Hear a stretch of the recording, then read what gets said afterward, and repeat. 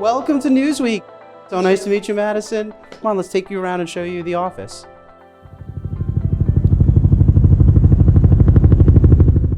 People might be surprised to learn that you're Miss America and you're also an active duty Air Force officer. It's a stereotype that has to be challenged, right? I feel like that stereotype has been challenged for a long time, and I don't feel like by any means I'm the first person to do it, because I think of the first woman that entered the Air Force Academy. Broke barriers is the reason that I even got to attend.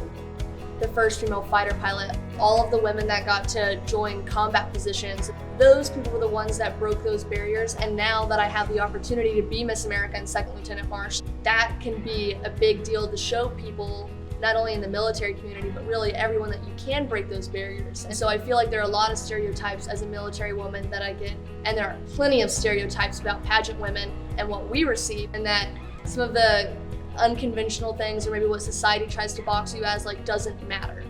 Oh, look, a C-130. Oh, wow. That is the Brooklyn Bridge. So that's the east side of Manhattan. That's the 9/11 memorial.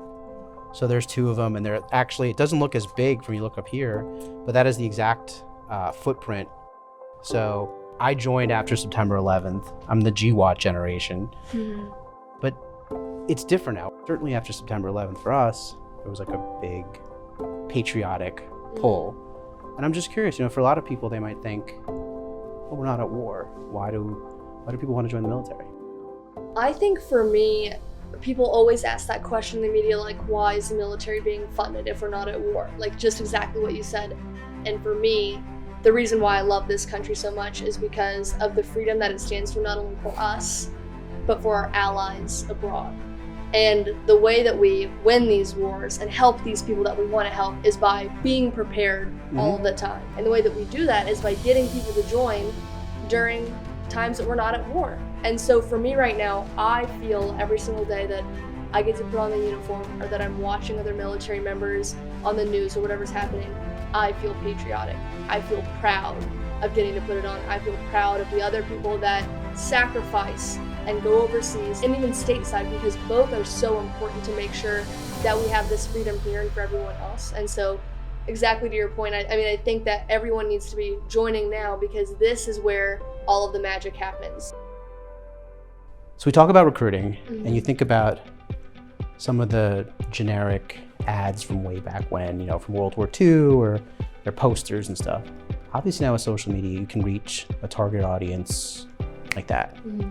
How do you think that should impact recruiting? And what do you think the military should be doing to leverage social media for recruiting?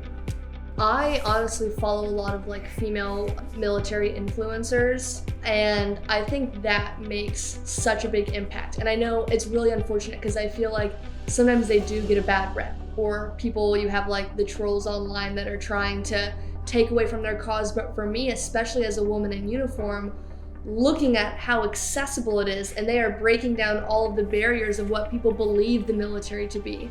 And so I think in doing it in a way that it is informative and respectful of the uniform is so important, because that allows people from basically all ages to look about what our military looks like today.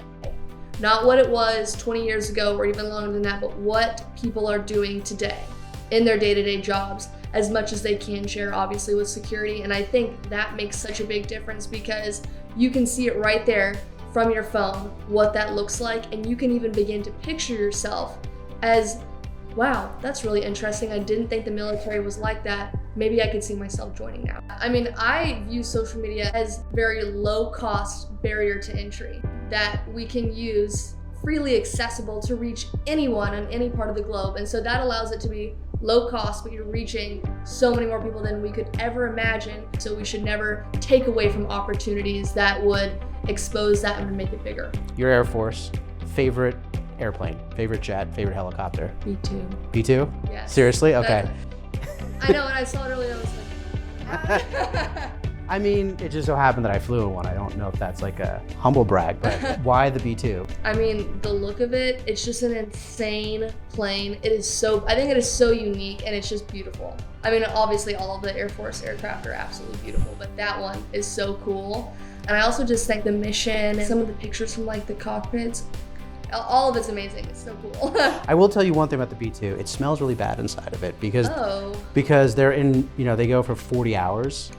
So like one of the things when we flew in it, they had black ice air fresheners all over it, and people were like geeking out on that because and I say that out of absolute respect because it's hard to be in that thing for a few hours. Can't imagine being in there for 2 days. You flew in a T-38? I flew in an F-16 about a month ago. How was that? I mean, I threw up a lot, to be honest. All of the pictures, they look super cool, but on the inside of the aircraft, I was dying. But I had a female F-16 pilot, the only female fighter pilot in the whole squadron at Nellis. She was just so awesome, and my favorite part about the experience, obviously getting to fly, was super cool, but the conversation and connection that I had with her afterwards, like kind of what I was saying earlier, the members and the mentors that you get out of this community are like no other. Taking from that, what would you say to the young women today who may want to pursue the Air Force, whether it's enlisted or commissioned? What would you say to them about what their future could look like? I wouldn't have gotten anything without the Air Force. Because I went to the Air Force Academy, I was able to get the astronaut scholarship, Truman Scholarship, go to Harvard on a full ride, become Miss America. All of that is because of the military. Not only because of the training and the leadership, but the type of support that was poured into me at every step of the way. So you have a foundation. It's named after your mom. Obviously, the Air Force is one career. Can you talk about how Miss America has sort of given you a platform to talk about this issue that's really important to you? So when you go to compete in the Miss America opportunity, you actually have something called a service initiative. So everyone that goes to compete has one, which is really beautiful because I think that speaks volumes to what they're looking for the women that are competing. It's not the conventional pageant. And so I went in, my service initiative was the Whitney Marsh Foundation. And so this whole past year, I got to focus on sharing my mom's story, warning signs for pancreatic cancer so that people are knowledgeable about it so they can have a chance to live, which was a chance that my mom didn't get to have.